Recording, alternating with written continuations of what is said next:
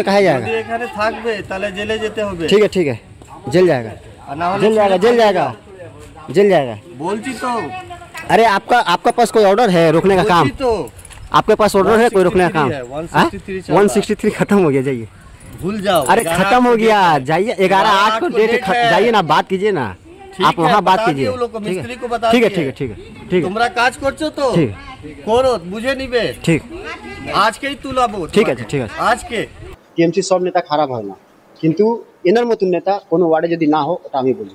এই ওয়ার্ডে যে কোনো জায়গায় জিজ্ঞেস করবেন, যে কোনো জায়গায়, যে উনি প্রত্যেকটা বাড়ি থেকে 20,000, 30,000, 20,000, 30,000 টাকা চেয়ে বসে আছে। নমস্কার বন্ধুরা, আমার নাম ধ্রুবজ্যোতি সরকার। তোলা না দেওয়ায় তৃণমূল কর্মীর মৃত্যু, কাঠগড়ায় তৃণমূল নেতা, ব্যান্ডেলে তৃণমূল নেতার জুলুমবাজির চাপ সহ্য করতে না পেরে এক তৃণমূল কর্মীর মৃত্যু। অভিযোগ, 1 লক্ষ টাকা তোলা দাবি করে তৃণমূল নেতা দীনেশ তার দলবল নিয়ে চড়াও হন মোহাম্মদ ফকিরের বাড়িতে। পরিবারের দাবি, এই ঘটনায় প্রবল মানসিক চাপে পড়ে হৃদরোগে আক্রান্ত হন ফকির, এরপর তার মৃত্যু হয়। ইনি আমার বাড়িতে এসে আমাদেরকে থ্রেডিং করে 12 তারিখে, আমরা ছিলাম না, বাবা ছিল, আমার ছেলে ছিল, আমার বউ ছিল, 1.5 মাসের ছেলে, তাকে উনি থ্রেডিং করে ধাক্কাধাক্কি করে আমার ছেলের এখানে লেগে যায়, যেটা ছবি আমি আপনাকে দেখালাম। হ্যাঁ, ওটা হওয়ার পর আমার বাবা সেদিন হসপিটালে ভর্তি হয়ে চুচু আইসিইউতে। তখন বহুত সিরিয়াস ছিল বাবা, আমার ভেন্টিলেশনে ছিল 3 দিন।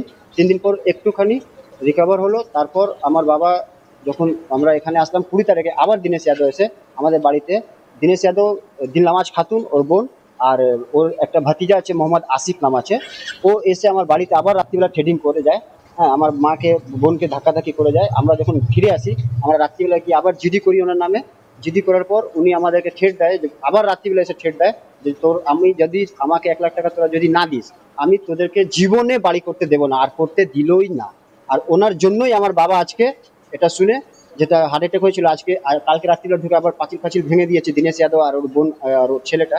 হ্যাঁ, ভেঙে আমাদের আজকে 80%, যখন আমরা আজকে বাবাকে গিয়ে এই বক্তব্যটা জানালাম, যে আমরা জানি যে বাবা আমাদেরকেও বলছিল বাড়ি করার জন্য, যখন জানালাম বাবা, তখনই এইমাত্র আজকে সকালবেলায় আর আমাদের কাছে নেই।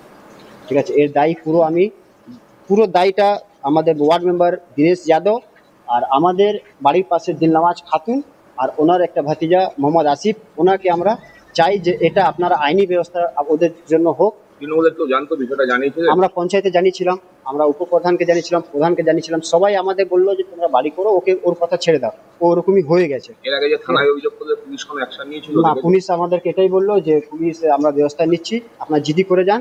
হ্যাঁ, যেতে আমরা আমাদেরকে বড়বাবুই বলেছিলেন যে তোমরা চুপচাপ কান বন্ধ করে কাজ করো। আমরা কিন্তু স্যার কত সহ্য করবো? প্রত্যেক দিন আমার বাবা হসপিটালে ভর্তি, প্রত্যেক দিন পুটআপ করেই যাচ্ছে, বাড়িতে এসে ট্রেডিং দিয়ে যাচ্ছে, আমি একা কোন দিকে যাই? পাশের বাড়ি যাদের সঙ্গে সমস্যা, তাদের সঙ্গে দীনেশ যাদবের কি সম্পর্ক? ওর বোনের সাথে অ্যাফেয়ার আছে। বোনের সঙ্গে অ্যাফেয়ার আছে? আর হচ্ছে ওর যে আপনার মানে কার অ্যাফেয়ার আছে? দীনেশ যাদব। ঠিক আছে, আর ওনার থেকে টাকা এবার দেখুন, বিবাহিত আছে কি না সেটা ওর বাড়িতে আসে। হ্যাঁ, রাত্রিবেলা ওর বাড়িতে আপনি ক্যামেরা চেক করবেন, যে যখন তখন বাড়িতে ঢোকে আমাদের নামে উল্টোপাল্টা। সদস্য? হ্যাঁ, আমরাও তো টিএমসি করছি। আমি ওকে নিজেই এই ওয়ার্ডে আমি নিজে নিয়ে ওকে ঘুরে এই ওয়ার্ডে লিড করিয়েছিলাম, সবাই জানে। ঠিক আছে, কিন্তু আমার থেকে আজকে 1 লাখ টাকা, আমার মা থেকে 1 লাখ টাকা চেয়েছে। কোনোদিন কারো উপর অত্যাচার করি না, একদম নর্মাল সিধা সাদা ছেলে। এখানে একটা মাইনরিটি ওয়ার্ডে দীনেশ যাদব জিতেছে, বুঝে নিন মানুষের কত ভালোবাসা আছে।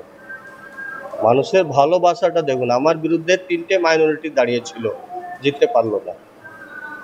অভিযোগ হচ্ছে 12 তারিখ, সেটাও কি প্যারামিলিটারি ফোর্স দিয়ে ভোট হয় আমার বুথে, পঞ্চায়েত হোক, লোকসভা হোক, বিধানসভা। মিথ্যা অভিযোগ, কোনোদিন এটা হতে পারে না। আপনি 1 লাখ টাকা চেয়েছিলেন, প্রমাণ করুক। 1 লাখ ছেড়ে দিন, 1 টাকা প্রমাণ করুক, 1 টাকা। ওরা বলছে আপনি বাড়িতে গিয়ে বলেছেন যে পুলিশে তুলিয়ে দেবো তোকে। ও তো নিজের পুলিশের ঠিকাদার আছে, ও বলে আমি পুলিশের ঠিকাদার, আমাকে পুলিশ পারমিশন দিয়েছে বাড়ি করার জন্য। যে পুলিশের ঠিকাদার হতে পারে তাকে পুলিশ দিয়ে আমি তুলাতে পারবো? ওরা নিজেরা বলছে আমরা তো তৃণমূল সমর্থক, তাহলে আপনার বিরুদ্ধে জিন্দেগিতে তৃণমূল সমর্থক না, আমার সঙ্গে খেটেছিল। একটা কথা বলবো, মিথ্যে বলবো না, পঞ্চায়েতে দাঁড়িয়েছি, আমার সঙ্গে খেটেছিল ছেলেটা, আমিও ভালোবাসতাম ওকে, আজকেও আপনাকে বলছি। কিন্তু একটা সামান্য জায়গা নিয়ে একটা শিক্ষিকা মহিলা, ওই ভিডিওটা আপনাকে দেব, আপনি চালাতে পারবেন না। যে মহিলার সঙ্গে ভিডিওটা আছে, কি বলেছে মহিলাটাকে রাত্রিবেলা, আয় তোকে কি করে করে করে কি করব চেন ফ্যান খুলে দিয়েছে, সেটা ভিডিওটা আপনাকে যদি চাইবেন আমি দিয়ে দিব, সেটা চালিয়ে দেখিয়ে দিবেন। আপনি কি এই বিষয়ে জাননি? আপনি এই বিষয়ে না না না, কোনো দিন না, কোনো এসব হয় না। দিনেশ দা ওর বাড়িতে কি, কারো বাড়িতে চাড়া ফাড়াও না। আপনার এই অভিযোগটা কেন করছো? অন্য লোক হ্যাঁ, এই লোকটাকে ভালোবাসি, এই জন্য ভালোবাসি কি একটা শিক্ষিকা তার উপর অত্যাচার করছে, রোজ গালাগালি এত দিনের রক্ত রয়েছে, আপনার উপরেই কেন এরা ব্লেম দিচ্ছে? আরে আমি তো মেম্বার, লোকে তো সাহস নেই কেউ বিরুদ্ধে করে কেউ বলতে যাবে। মিথ্যে টোটালি, আপনি সার্ভে করে দেখতে পারবেন। বন্ধুরা, ভিডিওটি ভালো লাগলে দয়া করে লাইক শেয়ার করে দেবেন, আমাদের পেজটা ফলো করে নেবেন আর আপনার মতামত কমেন্ট করে অবশ্যই জানান। ধন্যবাদ।